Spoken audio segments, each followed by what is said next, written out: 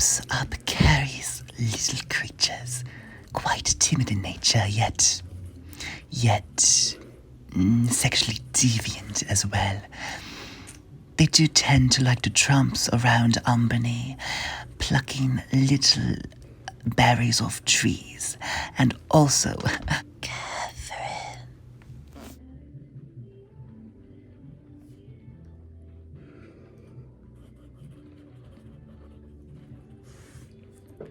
The 1972 film Images by Robert Altman is a psychological horror film.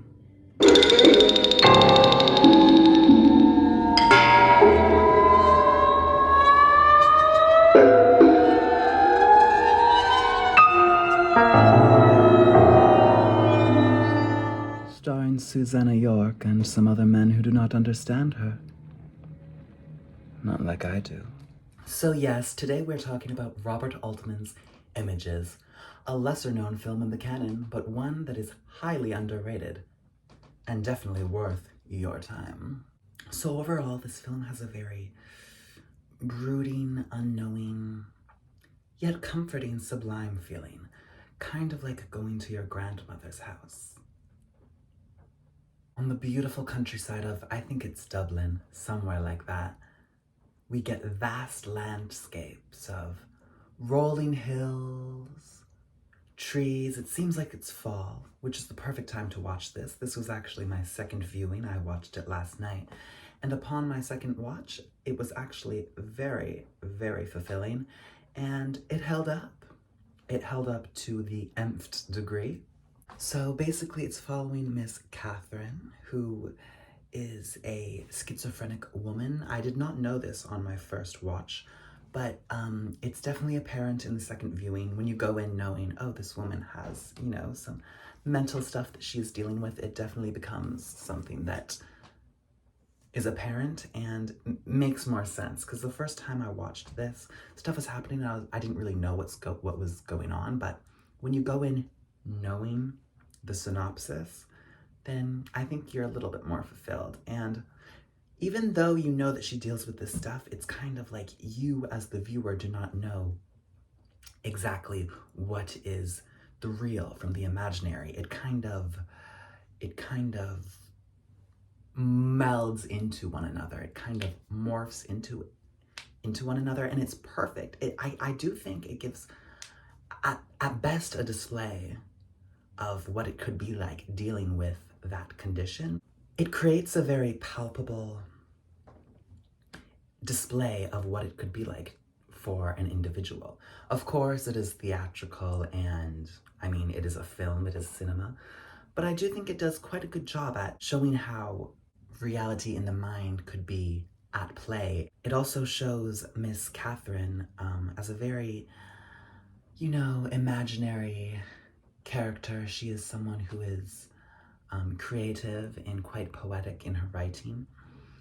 She talks about creatures of another realm, a very Lord of the Rings-esque descriptor, very fantasy. She's very living in that realm, and lots of people who are creatives, you know, do tend to deal with, you know, you could say mental health or mental conditions, but it just follows our character. And the whole way that Altman films his films, the whole way that Altman films things and is able to balance the tension mixed with a sort of peacefulness and a comfort.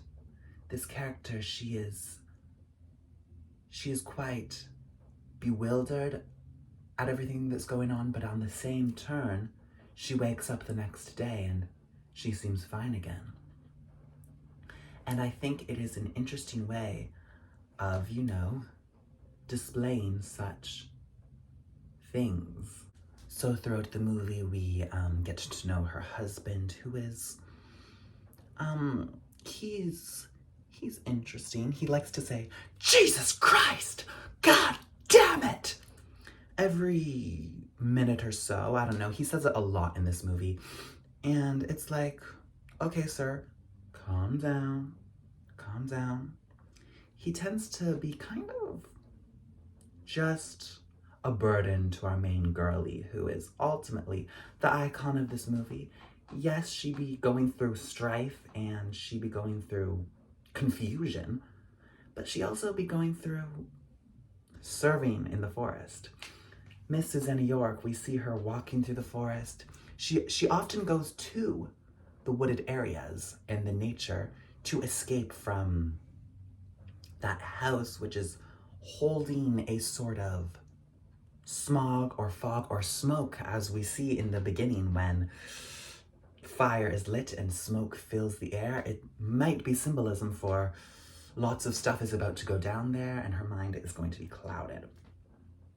So she likes to escape to the forest and she enjoys writing her stories and her books, but on the same time, she'd be dealing with these past men, and then apparently she has some sort of, I don't know if it is her who's the one who is sexually deviant, or she is sleeping with a bunch of men as they're trying to betray, but then at the same time, it's like, are these men people from her past that are being conjured in her mind, or are these just people she has never met?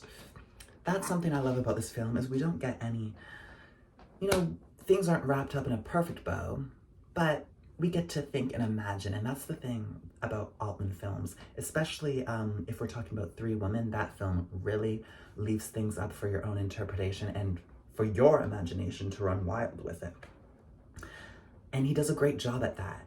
He does a great job at, particularly in images in Three Women, in letting the individual sink into the film, letting the visuals kind of tell a story, And the acting is superb, especially from our main girlie, Miss Susanna York. She's kind of, the way she is acting in this film is, it's very, her face just has it has a calmness to it, a blankness, but then things happen and it does frighten her. She does get pretty spooked. And the way she's able to portray this character, this individual who has all these conflicting sides of themselves, and at one moment can be very calm, very hi, and the next moment, freaking out, not knowing what's going on, not knowing what to do, what exactly is occurring. It's a very, very well done character. So congrats to you, ma'am. I don't know if she's still alive, where she is in the world, but if you're watching it, I loved your performance. And let's talk about the visuals. One of my favorite scenes is the sex scene with like the three men, the three men orgy, but it's all like happening, it seems, in her mind. And it's not really an orgy in the classic sense. It's more in she's experiencing all these men and having sex with them, but it's all in these different scenarios.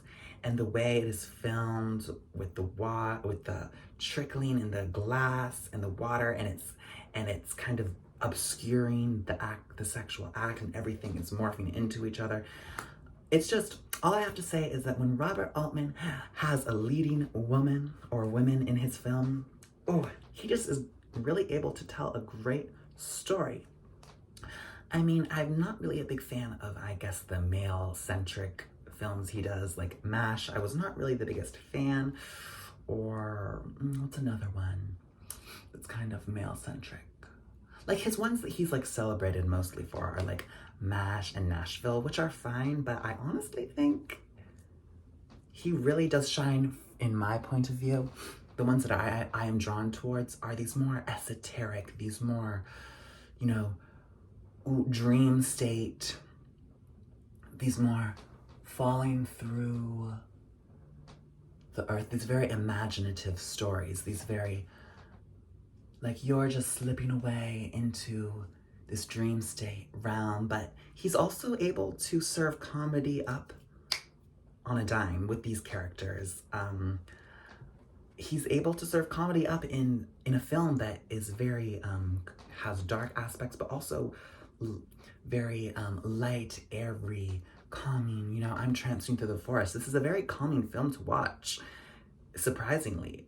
but the way he's able to slowly creep in with these other feelings. I mean, it's called a psychological horror for a reason, but he makes psychological horror so calming and something that's just, you're able to watch. But towards the end of that film, oh, you're feeling the whoa, like, whoa, you're feeling the weight of it. Like, he's able to create a weight that collapses slowly as you're watching his films, specifically Images and Three Women towards the end. They're similar in that sense of it slowly, the shadow slowly comes in towards you and you're feeling like, oh, you're just in this mood, following these characters, following their lives, but it slowly consumes. And it's very interesting the way he's able to curate that. And that is just why he's a great American director of American cinema of the 70s. But, what was I saying? But yeah, this movie is a great film. It's definitely, if you're into movies that leave you kind of in a state of,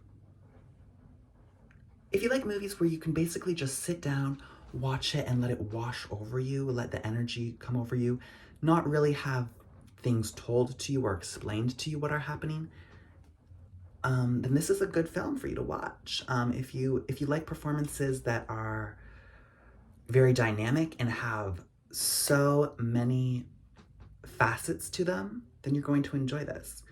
If you are a lover of spaghetti and salad, you might not enjoy this film because spaghetti and salad does not get a good rap. There's many an argument against spaghetti and salad. If you know, you know. But there's just a air to this film that if you're into Three Women, let me tell you, if you're into Three Women, you'll definitely, I think, be into this film. But yeah. Oh, another scene that is great in this film is, well, we all know that Robert Altman is one of the kings, one of the curators of the overlapping dialogue, and the way in that one scene when she is in her mind, speaking to herself, doing her art, and then this man, all the men in this film are kind of annoying, which, I mean, they're just annoying, and you want to see this woman, you know, do her thing, and then these men are just like getting in her way of, like, you know, creating her story of her imagination, and these men are just popping in like, let's have sex, let's have sex, let's have sex. What are we gonna have for dinner? She just wants to live in her own world, and these men keep infiltrating it.